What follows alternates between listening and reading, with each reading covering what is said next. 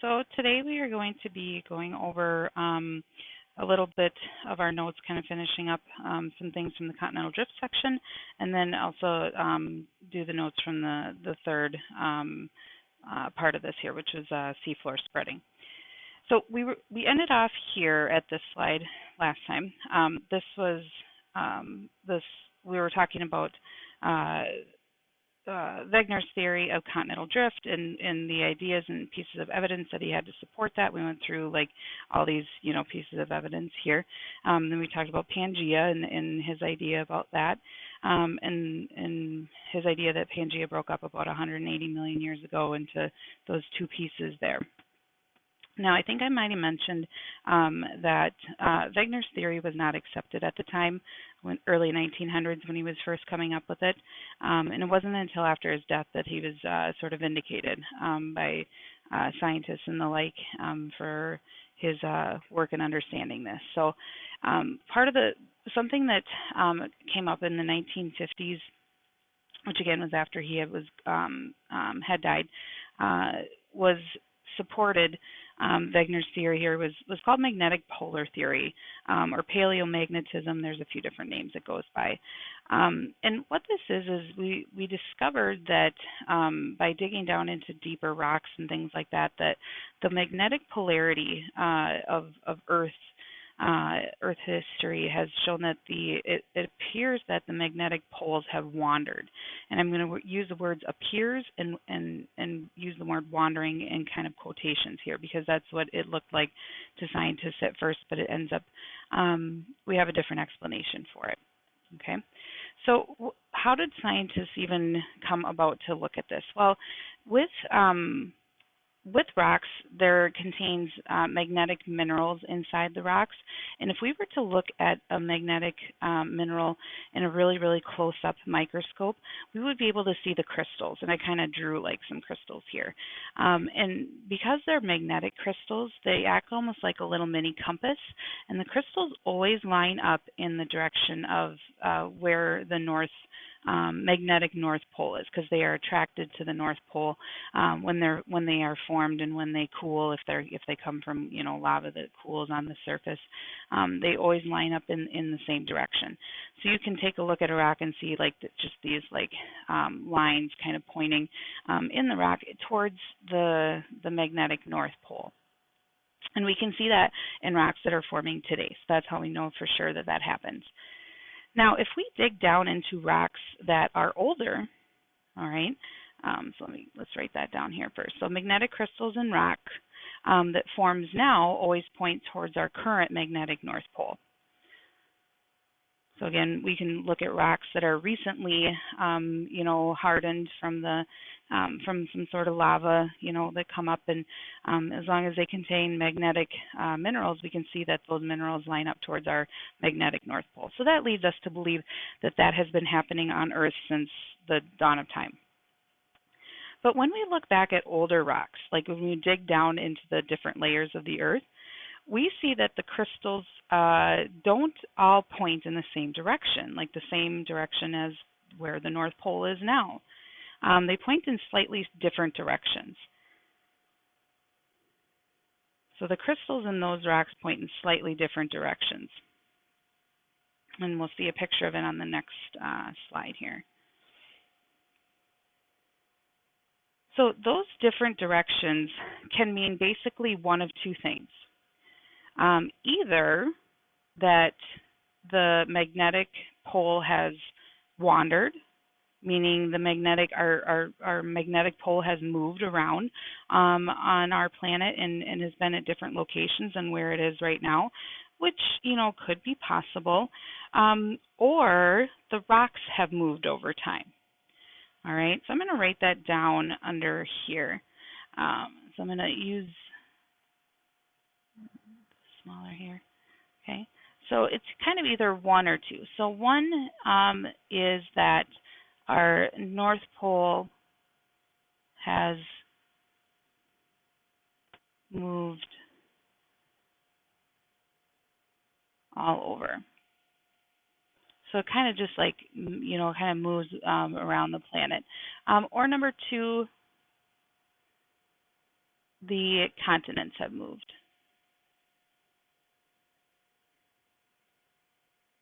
and they're no longer in the same spot as where they were.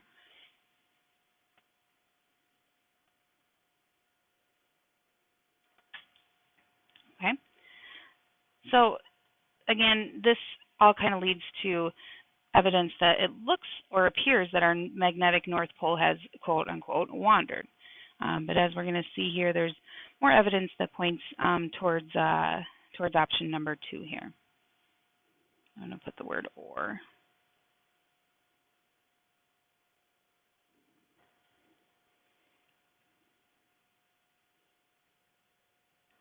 Okay. Now, I would like you to take a screenshot of this slide right here because you don't have this in your notes, and I would like you to put this into your notes and notability because it's, I think, a more helpful graphic here, and I'm going to actually write on it too. So, again, you would take a screenshot of it. Okay, just like that, of the video here as you're watching, and then you can just go ahead and insert that into uh, a page here. So what I would probably do, I don't know if it'll let you, okay, so here's what I would do. I would go to the previous page that we were just on, so the one where we just wrote on, and I would hit add page. I'm going to hit those 3 buttons there. Okay, and it does it afterwards. So then you can go ahead and move your, or take your screenshot.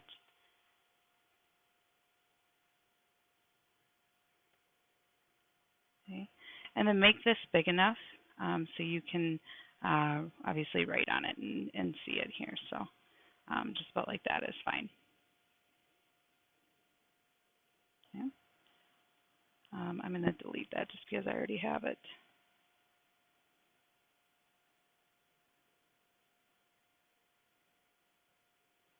Okay. Oh, there we go. Okay.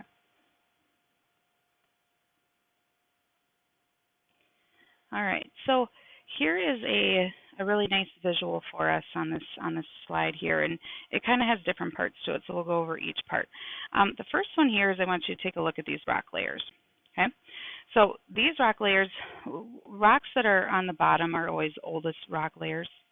Okay. So oldest, youngest.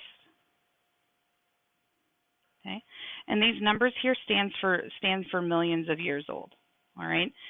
So if we dig down into the different rock layers, if we look at the rocks that are youngest, so the ones that are right up on top, and this is basically any new rocks that form, we can see right here that the inclination, which is basically the direction, changes in given locations. But if we look at this first one here, this one points to where our North Pole is kind of right now.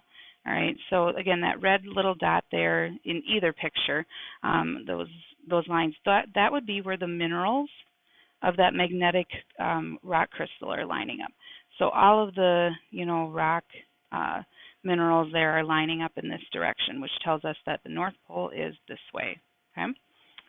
Now, if we go down, I'm going to go all the way back to 600 million years. So if I go down to 600 million years ago and I look at the rocks then, and I look at the positions that they are found in, their magnetic north does not go this way like the first ones do. Theirs goes this way. All right, and then 500 million years ago, it goes up here like this. So again, it kind of moves up a little bit more, so it's changing directions. And we see it happening again and again. And then this one kind of goes back, like back down, and then kind of back up, and then up to kind of where it is today. So again, all of these are indicators of where the North Pole is at the time that those rocks have formed. All right, because the magnetic crystals will always point in the direction of the North Pole. So that tells me that either, like I said, either the North Pole has changed positions and is moving around, and when these rocks form, they just keep pointing in what direction, wherever that North Pole is, or these rocks, the North Pole basically stayed where it was, but the planets have been moving, and so when when the planets move and new rock forms, then the direction of the crystals changes as well. So let's take a look at this first picture here, A. So it says measurements of paleomagnetism, which is magnetic polar theory, in rock layers kind of define that pathway. So this is what we're looking at here. So 600 million years ago is this rock layer right here. And again, this is kind of look at it like this. Okay. So it's pointing in that direction there. So 500 million years ago, pointing here. Okay. 400, and you get kind of get the idea here. Where the magnetic north is, that's where our pole is right now. So here's our two options for these two images here. So in the first one, the continent is not moving. Okay, in the first one here, the North Pole is moving. Okay. So the North Pole moves in this picture, which gives us the different angles of the magnetic crystals in the rock. Okay, but if the pole, the north magnetic, pole is more fixed and doesn't move, then that means that our rocks must have moved because they formed at different areas and different locations on the planet to make them go in different directions or slightly different directions. So take a look at graphic, the second graphic here. So A is like our oldest rock, all right? At the time that it formed, it was in this direction right here, okay? And then the rock has moved over time, and then when the new rocks were forming at location B, they pointed this way, so that's why we get a little bit of a different crystal direction. And then at location C, that if the continent had moved, at this point here, my crystals are pointed in a slightly different direction, and again at D. All right, so if I look at I might come back up to that slide here, but if I look here at these two pictures here, this slide or this picture here, this one is assuming no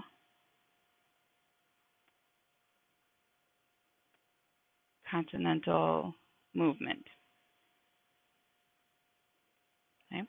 Because what scientists were looking at was like, okay, well then that makes sense. Maybe for this one, maybe the magnetic pole is moving around and creating the different directions of the crystals, while the continent is staying there. But remember, our Earth is made up of more than one continent. Made up of several continents. And so here we have data from Eurasia, which is the Europe and Asia, and then North America. All right, and so North America's path, like directional kind of pointing, is in red, and Europe's or Asia's is in green. So what those little dots mean is that shows where the pole would have been at the time. Okay, so these dots show North Pole positions. Okay. Which is fine if you have one continent, all right? But we have two continents that we're tracking here. And at 200 million years ago, Europe's point directions or crystals say the continent is right, or the North Pole is right here, and North America's crystals point towards the continent, or point towards the North Pole being right here. So can the North Pole be in two places at once? At the same time? No. Okay, so this one shows North Pole being in two positions at the same time, because that's what those dots indicate. Those dots indicate the crystals are pointing that is the North Pole. Okay. So again, that just does not make sense for us, that we would have two magnetic North Poles, or that they would be give us crystals that are pointing in two rapidly different directions. So this map here, notice my continents are together now, okay? So remember Pangea broke up about 180 million years ago, so that's like, you know, right around this area here. Um, but you can see that when I, take in the correction for continental drift and where my continents have been, when I take that into account, look how nicely those dots line up. So these show that North Pole was in one location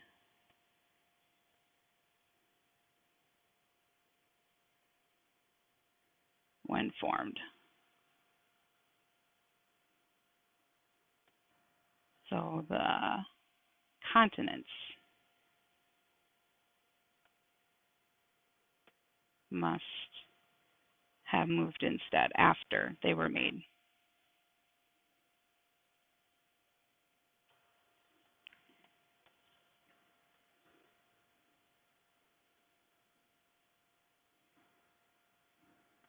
Let me add that little bit here. So the continents must have moved after rock was made. And then new rock just keeps piling on top of it, piling on top of it. And again, as it's moving, it is shifting the point of that where those crystals are heading in that direction. Okay. And this one up here, this also shows the yellow line there being Europe and the red one being North America. I also see another one here, which is Africa. And so we can see Africa's, apparent polar wander as well, which shows us, like, look at that crazy, part here that obviously the poles just have not been in the same the poles have been in the same position, but Africa has not been in the same position, because there's now you take into account 3 continents have to be or there has to be 3 different poles, at the same time, or 3 different directions that they're going in, which, like I said, to us does not make sense. All right. So that's why we call it apparent polar wandering, because it looks like the poles have been wandering, but it's really not. It's really the continents that have been moving around the planet, and they don't move in the same direction all the time. That's why Africa's is really weird. But, that kind of gets us into some different discussion later. So for the rest of the assignment here, I just want you to work on the review questions for this section here. I was going to do some of the seafloor spreading notes, but I'm going to stop there. So that's all you need to do today. Please submit to me copies of, let's see, I think I just want your review questions. So please submit to Shelby copies of your review questions with that added page in here. It would be what, slide like 27, I guess, and 28.